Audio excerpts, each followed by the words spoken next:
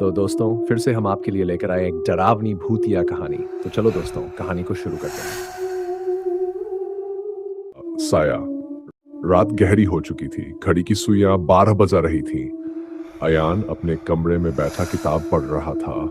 बाहर हवा जोरों से चल रही थी। खिड़कियां लगातार धड़ धड़ कर रही थीं।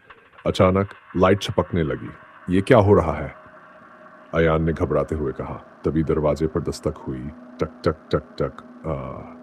अयान के रोंगटे खड़े हो गए। इतनी रात को उसने धीरे धीरे दरवाजा खोला, पर बाहर कोई नहीं था। शायद हवा होगी, उसने खुद को समझाया। लेकिन तभी टक टक फिर से आवाज आई। अब तो उसका दिल जोरों से धड़कने लगा। उसने हिम्मत करके कर देखा। कोई साया खड़ा था। कौन हो तुम? कांप रही थी। जवाब नहीं। परछाई धीरे धीरे उसकी ओर बढ़ने लगी। उसके कदम जड़ हो गए, गला सूखने लगा। अचानक वो साया दीवार में समा गया। ये मेरा भरम है। हाँ, हाँ, बस भरम, उसने खुद को समझाया। पर तभी शीशे में उसकी परछाई हिलने लगी। पर वो तो बिल्कुल स्थिर खड़ा था। ये कैसे हो सकता है? अयान लड़खड़ा गया। उसकी परछाई ने अचानक सिर घुमाया और सीधे उसकी ओर देखने लगी। उसकी आंखें लाल चमक रही थी। तू तू कौन है? अयान की आवाज फंसी हुई थी। परछाई हल्के से मुस्कुराई और फिर उसके चेहरे से अयान का ही चेहरा झांकने लगा। मैं तुम ही हूं, भयानक आवाज गूंजी। नहीं, अयान चीख पड़ा।